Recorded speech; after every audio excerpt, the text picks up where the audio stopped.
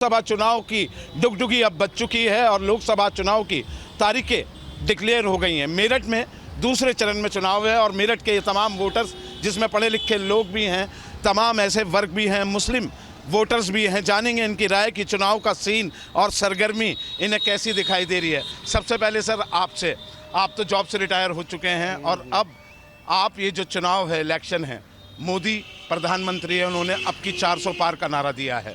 आपको क्या लगता है विपक्ष कहाँ खड़ा दिखाई दे रहा है और क्या इस चुनाव में कुछ कशमकश रहेगी या एक तरफा जाएगा?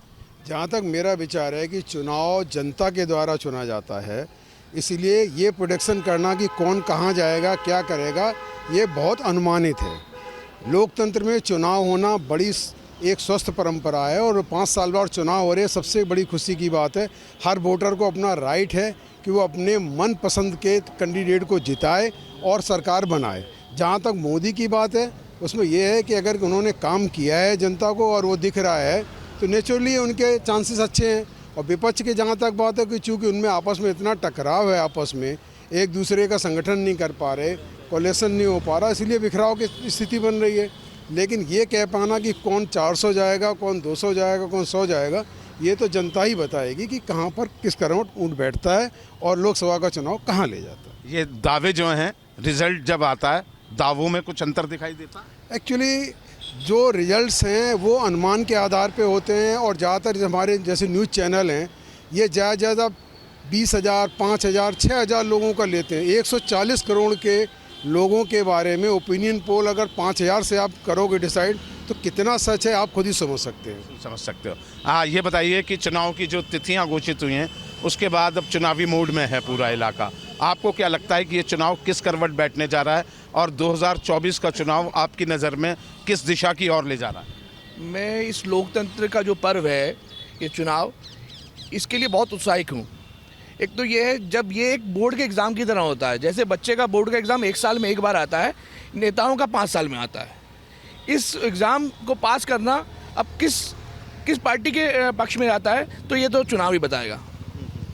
और जहाँ तक बात करता हूँ मैं मोदी सरकार की, इन्होंने बहुत अच्छा काम किया है और जो 400 पार के का नारा है इनका, मुझे कुछ सच होता हुआ नज़र आ रहा है। कुछ सच होता हुआ नज़र आ रहा है। उसकी वजह क्या है?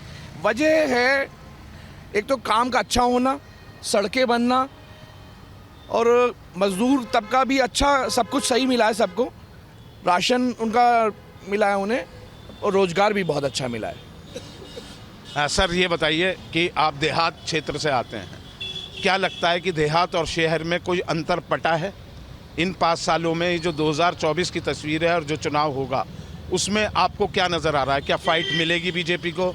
ये मेरठ की सीट क्योंकि चुनौतीपूर्ण सीट रही है हमेशा से, पिछली बार बहुत कम अंतर से बीजेपी जीते थी, इस बार आपको क्या नज़र आ रहा है? कुछ संकेत। पहली बात तो मैं आपको ही बधाई देना चाहता हूं कि आपने देहात से जुड़ी लोगों के लिए जो सवाल उठाए, बहुत अच्छा। ये सभी चैनल्स जितने भी हमारे हैं, ये बातें लेनी चाहिए, सिटी से कि देहात से भी लें। देहात में जो पिछले 10 साल में सरकार में बदलाव आया, वो सबसे बड़ा बदलाव अगर कोई आया तो लॉ एंड ऑर्डर को लेकर आया। हम किसान हैं, हम रात में अपने खेत पर किसी भी वक्त जा सकते हैं।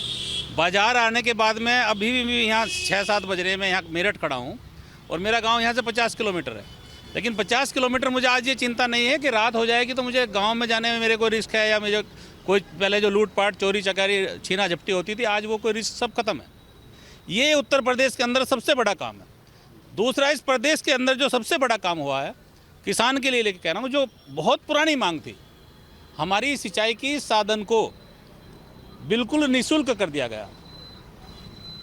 ये बहुत बड़ा काम है। और एक तीसरा सबसे बड़ा काम जो हुआ वो है जो हमें रोड इंफ्रास्ट्रक्चर मिला, जो हमें अच्छी सड़कें मिली, जो हमारे तहसील से, हमारे नज़दीक के कस्बों से हमें आने जाने के लिए मिला।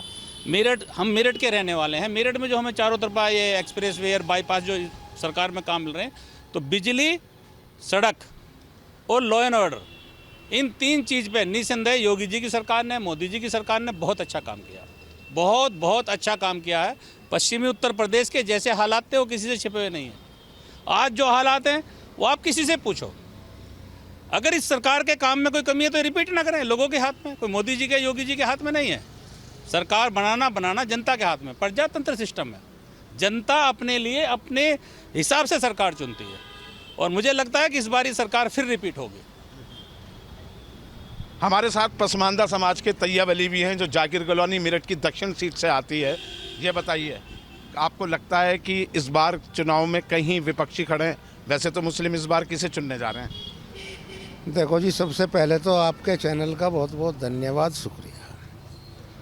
अब की बार जैसा काम मोदी जी ने किया है वो सबको पता है, अच्छा काम भी है। कुछ काम ऐसा है जैसे ट्रैक्टरों पे प्रतिबंध लगा दिया, 10 साल पुराना नहीं चलेगा, उसके लिए हमें बड़ा दुख है।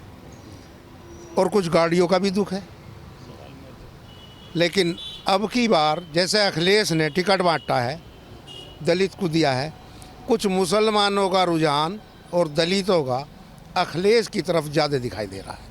अच्छा, जी, तो ये चुनौती मिलेगी बीजेपी को आपको? हो सकता है टक्कर मिले बढ़िया वाली, अच्छा, ऐसा हो सकता है मेरठ में। ऐसा तो नहीं होगा जैसे मेयर चुनाव में मुस्लिमों ने MIM को चुन लिया था और अखिलेश के प्रत्याशी को नीचे तीसरे नंबर पे आ गए? नहीं नहीं, अब क्या ऐसा नहीं है। अब क्या ओवैसी की तरफ ध्यान कम है लोगों का, अखिलेश की तरफ ज़्यादा। मुझे तो कई लोगों ने बताया कि मैंने पिछले जुम्मे में जब मस्जिद के बाहर कई मुस्लिम भाइयों से बात की तो उन्होंने कांग्रेस पहली पसंद बताई। अभी परीक्षितगढ़ में एक नहीं, गांव नहीं, में कांग्रेस की तरफ तो रुझान बहुत ना के बराबर है, अगर है भी तो किसी किसी का हो सकता है। भाई ये बताइए, 2024 का आगाज़ हो गया है चुनाव का, अब जब भी बीजेपी का भी टिकट घोषित हो जाएगा, अभी वेटिंग में है, आपको क्या लग रहा है कि कहाँ ये चुनाव जाता दिख रहे हैं? देखो जी, चुनाव का हमारा पर्व है ये। मेरा मानना यह है कि इसमें सबको अपना मत करना चाहिए। सबका राइट है, मत हम करते नहीं, घरों में बैठे रहते हैं। फिलहाल हम अपना वोट डालें, किसी को भी डालें और ज़रूर डालें, और अच्छी सरकार चुनें जो हमारे विकास भी करे और भाईचारा बनाए रखे। सबसे बड़ी बात है, प्रमुख चुनाव आयुक्त ने आज ये अपील भी की। मेरा मानना यह है, किसी को भी दो अच्छा सांसद चुनो जो सब में समाज में अच्छी बातें लाए, अच्छा कार्य करे, किसी को दो। अभी तक जो सांसद थे, 3 बार के सांसद थे, कितने नंबर देना चाहते हो? ठीक है, इनका कार्य सेटिस्फाइड हो? हाँ, ठीक है। क्या लग रहा है युवाओं की क्या पसंद रहने वाली है इस बार?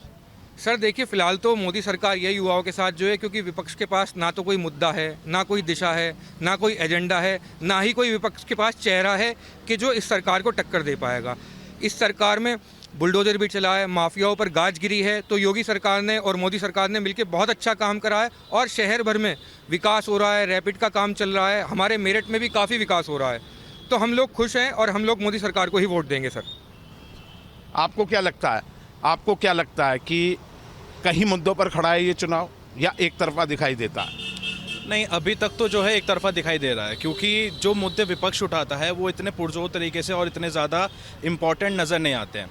लेकिन अगर मैं बात करूं लोकल की, तो लोकल के जो जनप्रतिनिधि हैं वो कहीं ऐसे खास काम करते नज़र नहीं आते, क्योंकि मेरे बहुत से ऐसे राजनीतिक दोस्त हैं जो भाजपा से भी जुड़े हुए हैं, युवा मोर्चा से जुड़े हुए हैं। उनसे अगर कभी बैठ के बात हो जाती है तो वो ये कहते हैं कि भाई अगर हम लोकल जनप्रतिनिधि के, यानी कि जो यहाँ पे मौजूदा सांसद थे, उनकी बात करें तो ऊपर के वो दिखाने के कुछ और हैं और अंदर से वो कुछ और हैं। अगर उनके पास जाके बैठ जाते हैं कार्यकर्ताओं की, वो सही से नहीं सुनते हैं। उन्होंने अब तक जो शिलान्यास किए हैं, जो उद्घाटन किए हैं, वो सब सरकार की प्राथमिकताओं में थे, उन्हीं का ही उन्होंने शिलान्यास। तो क्या इस चुनाव में उम्मीदवार को देख के वोट दी जाएगी या बड़े सीनियर लीडर को, अपोजिशन से भी और पक्ष से भी? बड़े सीनियर लीडर को ही देख के वोट दी जाएगी, चाहे वो भाजपा हो चाहे वो विपक्ष हो। सर मैं आपसे पूछना चाहूँगा, आप देहात में सक्रिय रहते हैं, जैसे तैयब मियाँ ने एक बात कही कि ट्रैक्टरों को जो 10 साल की लिमिट कर दी है, उस पर क्या आपका रिएक्शन है देहात की? नहीं, ये इनका सवाल सही है, जो सही है। एक अच्छे किसान का, मैं एक किसान हूँ लगभग 3-4 हेक्टर का, मेरा ट्रैक्टर पूरे साल में ज़्यादा से ज़्यादा 300-400 घंटे चलता है कृषि कार्य में। अगर मैं उसे अपने और व्यवसायिक रूप से करूं, हालांकि ये भी हमारे यहाँ हाई कोर्ट ने वो खारिज कर दिया कि कोई भी ट्रैक्टर से कमर्शियल काम नहीं होगा, उसे पुलिस या सरकार उसे बंद करेगी। लेकिन अगर जो ये 15 साल की NCR के होने के कारण हमारे यहाँ लिमिट है कि डीजल चलित वाहन जो बाहर करे जाएँ, ट्रैक्टर को इमीडिएट सरकार को उससे बाहर कर देना चाहिए। ट्रैक्टर बहुत महंगी चीज़ है, हर किसान नहीं ले सकता, और ट्रैक्टर का 15 साल में कुछ नहीं बिगड़ता। अगर मैं अपना काम करूँ, हमारे बाबा जी ने ट्रैक्टर लिया था, 30 साल बाद आज हमने बदला, और 30 साल में हमने सिर्फ उसमें 2 बार टायर डलवाए, इंजन एक बार भी नहीं हुआ। 30 साल में 2 बार टायर डले, यानी कि हमारा कृषि में काम बहुत कम है। एक और बात, जैसे अभी भाई साहब ने कहा, सबकी अपनी अपनी राय है। पश्चिम में बिजनौर देखो, मेरठ देखो, मुजफ्फरनगर देखो, भाई यहाँ टक्कर में कौन है? जो यहाँ समाजवादी का कैंडिडेट है मेरठ में, उसे मेरठ के लोग नहीं जानते। अरे साहब आप समझिए, लोकल का बाहर का तो आप जिला पंचायत सदस्य नहीं जिता सकते, तो बाहर का कैसे जिता दोगे आप बाहर से लाके? हमें हार हो या जीत हो, पब्लिक जानती है, हार हो या जीत हो ये कोई हमारे हाथ में नहीं है। हम समर्थक जिस पार्टी के, हमारा कैंडिडेट हारे या जीते, लेकिन कैंडिडेट हमारा ऐसा हो कि रात दिन 24 घंटे हमारे बीच में रहे। ये जो बाहर वाले लोग आके पैरासूट से आएंगे, बाहर से आएंगे, चाहे कोई भी पार्टी हो, ये ना कभी सांसदी में जीतेंगे, ना कभी विधायकी में जीतेंगे, कभी नहीं जीतेंगे। और एक बार दोबारा गलती से जीत भी गए तो दोबारा नहीं जीतेंगे। मेरठ तो इतिहास है इस बात का। कांग्रेस लाए, यहाँ से सांसद रहे हैं, मोहसिना किदवई तो जीती दोबारा। हम गुर्जर समाज से हैं, कांग्रेस लाए ना दोबारा से, कोई सी पार्टी लाए, बाहर कैसे नहीं जीतेंगे?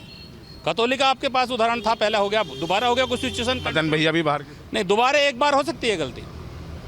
अगर वो काम करेगा, वो वहाँ समर्पण कर दे, स्थायी रूप से निवास बना ले, रहना शुरू कर दे, रात दिन पब्लिक के बीच में रहे, तो एक अपवाद हो सकता है। नहीं तो जिला पंचायत सदस्य भी नहीं जीत सकता, सांसद और विधायक की तो बात छोड़ो, आप बाहर से लाके। आपको क्या लग रहा है, कहाँ देख रहे हैं इस चुनाव को आप? चुनाव है, बहुत अच्छी बात है, लेकिन ऐसा लग रहा है विपक्ष तो बिल्कुल ख़त्म ही हो चुका है। जिस तरह से ये प्रत्याशी उतार रहे हैं, मुझे लग रहा है ये ओबीसी को मजबूत कर रहे हैं। इनकी पार्टियों में दम ख़त्म हो गया, या लगता है कि ये भाजपा को ही समर्थन कर रहे हैं अंदर खाने। बाहर से लाके कैंडिडेट उतार देते हैं, है ना। और सपा और बसपा, अगर बसपा इस गठबंधन में आ जाती तो थोड़ी राहत की सांस ले सकते थे, लेकिन जैसा लग रहा है कि बीजेपी कह रही है 400 पार, तो हो सकता है 400 पार से भी और ज़्यादा पार हो जाए। तो ये मैं आपसे जानना चाहूँगा, जैसे भाई साहब ने ये बात उठाई कि बाहर के प्रत्याशी को यहाँ की जनता नहीं चुनेगी, तो आप लोगों के लिए कोई मैटर करता है ये सवाल कि वो भारी है या करता है? ये बिल्कुल इनका तो भारी प्रत्याशी है, तैयब भाई का, समाजवादी का भारी। पूछो कहाँ के रहने वाले हैं प्रत्याशी, जानता हो कोई एक बता दे। मैं आपकी आवाज करा रही है, लेकिन उनकी भी आवाज उठने दो। आवाज नहीं, नहीं सही कह रहे हैं। अरे शाहिद मंजूर साहब जो यहाँ के विधायक हैं, वो जो 2009 में यशवीर सिंह धोबी बिजनौर से सांसद रहे हैं, और अब उन्हें बिजनौर से टिकट मिला। पहले नगीना सुरक्षित से सांसद थे, और जो जिन्हें मुजफ्फरनगर से, यहाँ से मेरठ से टिकट मिला है वकील साहब को। शाहिद मंजूर साहब का आज अखबार में आप स्टेटमेंट पढ़िए कि हमें पता करना पड़ेगा ये कौन प्रत्याशी हैं।